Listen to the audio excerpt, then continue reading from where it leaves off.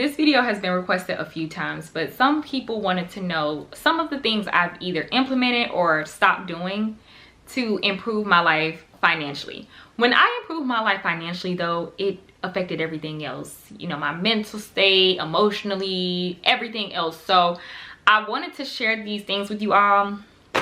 You're gonna be shocked that a lot of the things that I did to change my life financially were not things that were major. Like, I didn't make a whole bunch of money and become a successful six-figure business. None of that. It was just simple things. Before I kick off this video, let me first thank you all for 9,000 subscribers. It is Thanksgiving today, and I feel that this was one of my Thanksgiving gifts. I am so grateful for you all. Thank you, thank you, thank you so much. And let's go ahead and get into the video. Something that I implemented, especially after becoming debt free, is paying my bills up for the next 6 months to 1 year. The bills got to get paid regardless, right? Whether you're working or you're not, you're gonna have to pay these bills. But then also, any money that comes in, you can just save. Instead of paying, like, for example, maybe $300 on your car note, $100 for your credit card bill, $50 for your phone bill. You can take that $50 phone bill, pay it up for 6 months, that's $300. Then maybe take that credit card bill for $100, pay it up for 6 months, or put the money in a different account to pay it up for 6 months. And just pay off those bills. So now that means you owe less every month, right? You'll feel so relieved not having a phone bill due every month or a car insurance payment due every month. Another thing I love about paying the bills up for 6 months is because, for example, with like car insurance, you get a discount. It can save you $30 to $80 depending on, you know, how much your insurance costs, but it's so worth it to me. And that's something that car insurance, gotta pay that up in full. It just makes life so much easier, to be honest. Here is one that really helped me financially. No offense to family or friends, not lending out no money. No, if the bank won't give it to you and they got all that money in their accounts, why should I, with my hardworking self? Why should I take money away from my baby to lend to you? All the overtime I worked to get here, why should I give it to you? Now, there are some situations where you might have it to lose. That's the only time I may lend out money, but I still don't even do that anymore.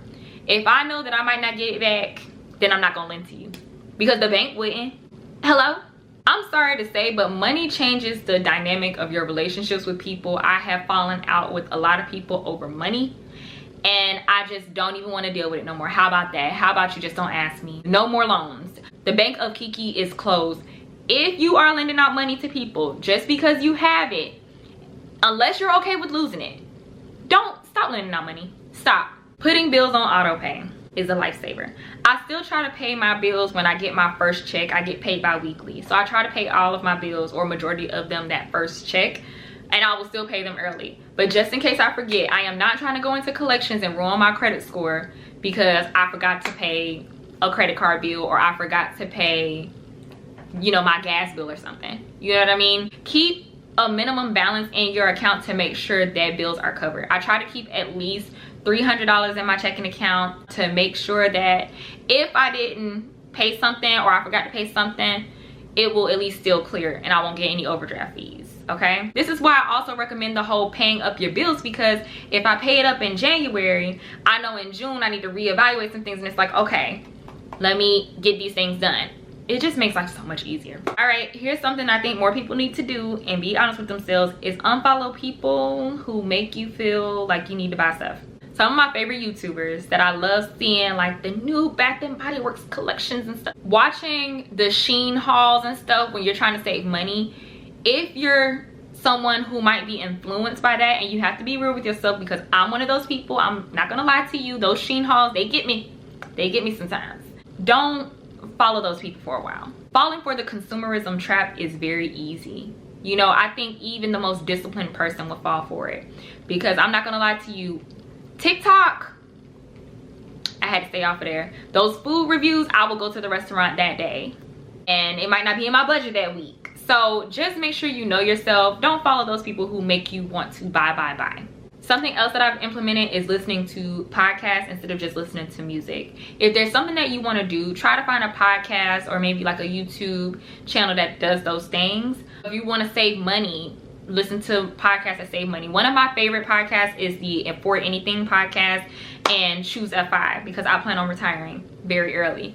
Those two podcasts I just listen to all day. I can listen to them all day. They just help me stay focused on my goals. And I think that's something that more people need to follow. So delete those people who make you want to buy, and start listening to those people who help you want to save. If you have savings goals, if you want to buy a house, listen to those people that help you reach your goals. Now, I already talked about this one before, but paying off debt was another thing that really helped improve my life. I got to take off some of the golden handcuffs because I think there's a lot of golden handcuffs. Your house, car, debt, all that stuff that make you stay at jobs that you hate. Me, y'all saw I almost quit my job. I was almost out of there and I'm still quitting. But first I had to get rid of those things that were holding me to that job, right? I didn't want to be tied to my job forever and feel like I had to work and had to grind at my job because I had to have this new car that I really can't afford, or have to buy the new clothes every season like I don't have clothes, or I have to buy my son the new shoes even though he's gonna get them dirty. Stuff like that. I tell you all the time that I was a big consumer. I bought a lot of stuff that I did not need, sometimes to impress people that I didn't like, but then also because it was just a habit. Not every purchase that some people make is for other people. It's just sometimes we don't know any better. And I can honestly say some things I bought to flex, but a lot of the things I bought because I just had the money in my account. I thought that I could afford it. I just don't think it's always keeping up with the Joneses. I don't know any better, being naive to that kind of stuff. So that's why we talk about these things. Paying off debt will allow you to, first of all, save a lot of money. That creates your FU fund. Now, a lot of people ask me, what's an FU fund? It's the F word U fund. What it does is it's enough money for you to say FU when someone tells you to do something that you don't want to do. You don't have to do it no more. Like when my job said, oh, you can't go part-time. Okay. Or for example, maybe your job tells you, oh, we're gonna have to give you a pay cut because we're doing budget cuts. And you do a lot of work and you feel like the work you do is worth the pay that you're getting now, you don't have to stay. I think the problem, not really right now because of the Great Resignation, but this is why I'm in support of the Great Resignation, is the fact that a lot of us were not able to walk away. If they tell us that they're going to do this or we have to do that, we had to do it. We weren't in position to say no because we got all this stuff. This is why having an FU fund is so important. You should be able to walk away when you don't want to tolerate something.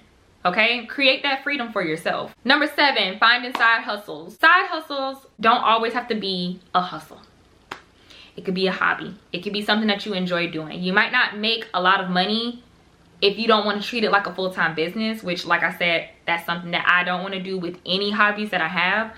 But that little income can make a big difference. For example, my YouTube checks, even though I don't use them, they will pay a lot of my bills. YouTube, I consider my side hustle. Having this side hustle really helped me a lot too, because like I say, I'm able to save up money from this stream of income to help build my FU fund again.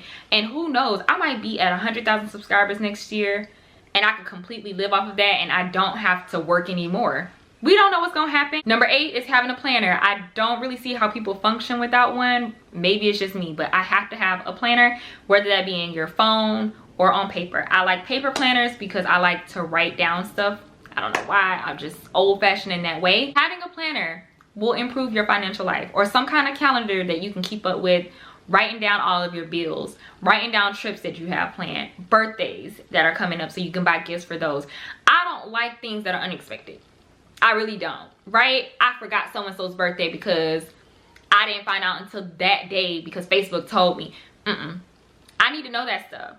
Is so-and-so having a baby shower in the next 2 months or so? All of that stuff you need to keep track of because that helps your budget. I try to avoid surprises as much as possible, and having a planner helps that. Write it down. Keep track of it. You don't want to be shocked and, oh man, I forgot about that. I already spent up all my money. No, that shouldn't happen. Number 9, and I'm still guilty of this, but I don't do it as often as I used to, okay? Buying clothes for occasions. A lot of people do this in society where we have a trip planned and it's like, oh, I have to get a new bathing suit because I'm gonna take pictures. Or, oh, I already wore this nice cocktail dress. I'm gonna have to buy another one for this party that I have to go to. Don't do that. Now, it's different if it's like a Christmas party, you don't have anything to wear. Like, for example, your friend's birthday coming up. I'm gonna tell you the truth. No one really cares about your outfit that much but you. And I had to learn that. If I go somewhere and I don't take a lot of pictures, I'm gonna wear that same outfit the next time I go out somewhere. I don't care. But I will say that I did have the bad habit of always buying stuff. Maybe it's the weekend, me and my friends are going to brunch, and I feel the need to go to the mall and get a totally new outfit. For what? Doing that was very expensive because sometimes the event would get canceled. I would be pissed. You know, now I done bought this new outfit and I'm gonna return it. But I should have never bought that brand new outfit in the first place. I don't know why I used to do that so often, but I did it all the time. Every weekend. I don't have anything to wear and I got a whole closet of stuff. Don't play yourself. And number 10, buying quality items. Buying those shoes from the beauty supply store that's gonna tear in a week. I'm a cheap person. I'll admit that. I know I am. I can't help it. When it comes to being cheap, sometimes it's expensive. Being cheap can be expensive if you're gonna have to keep buying the same thing over and over again. The same thing, sorry fellas, but with wigs. I'm not gonna keep buying cheap wigs when I can get a good expensive wig that I can keep wearing over and over and over again because it's high quality. Buying $30 wigs every week because that synthetic hair then turn into knots. No. Know when to be cheap and then also know when to invest, okay? Work clothes and stuff like that that I'm gonna wear often, to have those tears on it and the strings coming off of it. I'm just now not being cheap when it comes to mechanics. Kiki would go to them shady tree mechanics for real that would mess up my car, and I would just cry about it, then go to another cheap mechanic, then cry about it again because he ain't do it right. He fixed the wrong thing. I'm just now being able to go to decent mechanics and get my car fixed because, like I said, when you're cheap, you buy it twice, sometimes 3 times. Stop doing that.